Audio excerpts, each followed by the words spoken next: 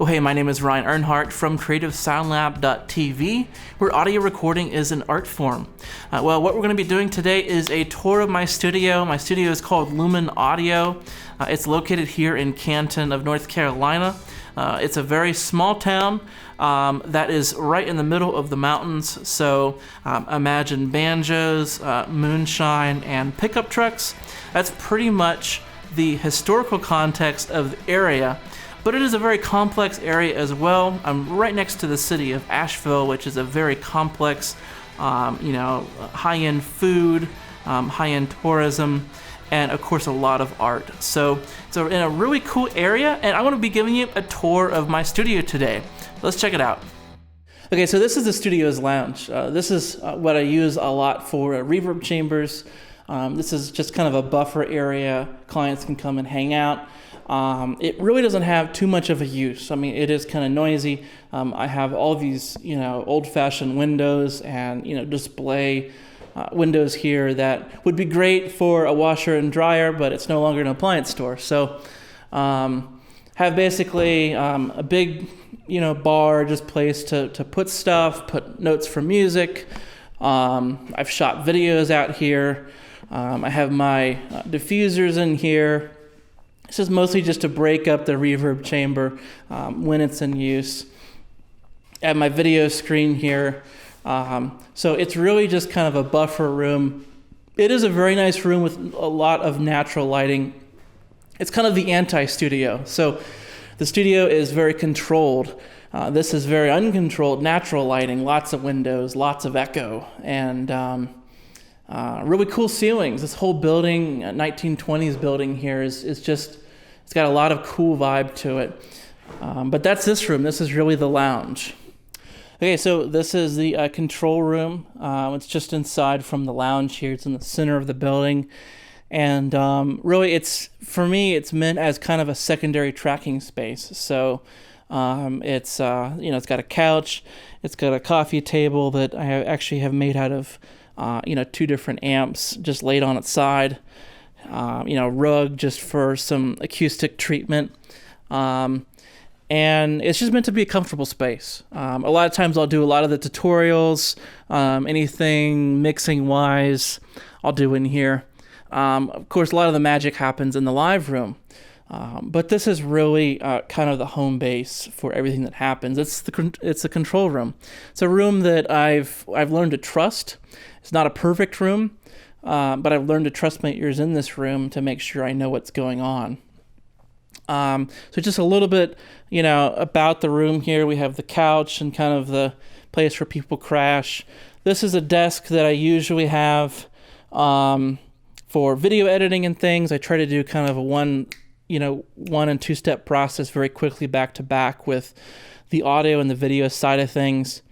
Immediately upload everything up. So this usually is what goes out there, and this is kind of the messy desk that has all the papers and printers.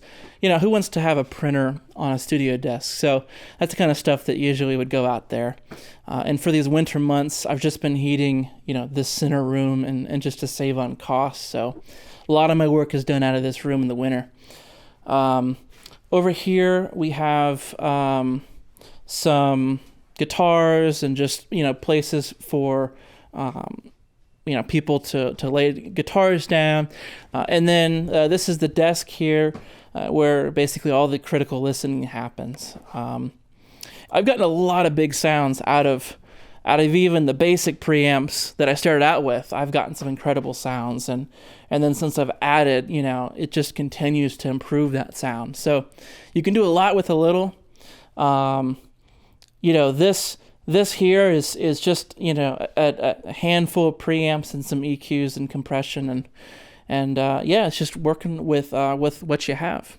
This room also has a concrete floor, so it's great for upright bass, for acoustic guitar, anything that you want just a tight sound. I've designed this room to act as a tracking room, and of course you have a line of sight into the live room. If you want to stand right there, I'll move this door, and basically you can have a line of sight from this room into that room, and it also has a line of sight from the desk into the live room. So there's a time that I actually moved my monitor away from the center of my desk. I actually had the monitor on the side, and that allowed me to use my ears when mixing. And it was a really cool experience to not actually see what you're mixing. But it also allowed me to see everybody that I was recording. Okay, so we're here in the live room. The live room has 12-foot ceilings. Definitely makes a difference in the sound of my recordings. This room itself is really about, it's really been defining for me as far as what kind of sounds I'm able to get. A lot of my sound has been because of this live room, knowing where to put mics in it, knowing really how to work the room with the mics themselves. Obviously, you know this angle quite well. Amp wall, mics, piano, drums. Drum spot is typically kind of in this area here. Snares right here, cymbals right here. Mic stands up on the wall over there. And so yeah, a lot going on in this room. Kind of the idea for this room is to get as much stuff off the floor as possible so that, musicians can bring a ton of other more stuff in and completely fill the room up, and all my stuff that's kind of stock here isn't taking up room on the floor. That's really the goal. So as many things as possible gets off the floor. So all these have hooks. They go upside down. They go up top. Everything that can possibly go up off the floor will go up off the floor. So this is kind of a standard setup right now for me.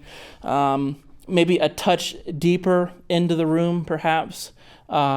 But right now, real standard setup with the sub kick deal. I'm using, a lot of times I'll use the NT2000s on the toms, and I'm experimenting with a couple of the K2 Rode in the ORTF configuration. So yeah, I'm always trying out new things, but this is really the live room. This is where it happens. One key thing about the live room is the absorption in the room. So if you want to pan up to this cloud that I've made, I've had this for years. It's a real pain to make because they don't make fabric that's, can stretch over the whole thing and easily just stretch and staple behind. So you have to, wrap each one of those panels of isolation. That's made of OC703, and then I press it down into the frame. And of course it's hung at about 25% of the height of the room. And that creates a nice space kind of right in the center here for the drums. Eventually I want to change these absorption panels to like a charcoal or a black.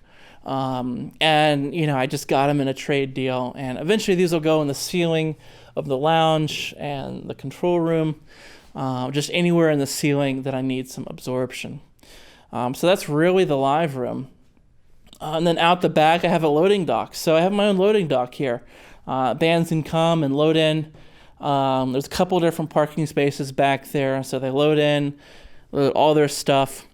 And, ideally, this room and the control room are as wide open as possible. There's all that space in the control room that they really could set up in there as well. They can set up behind the window here. Let me show you a little bit with this window. This is the typical angle that you really don't ever see on a typical Creative Sound Lab episode. This is my guides for the camera. A lot of times I'll film coming this way.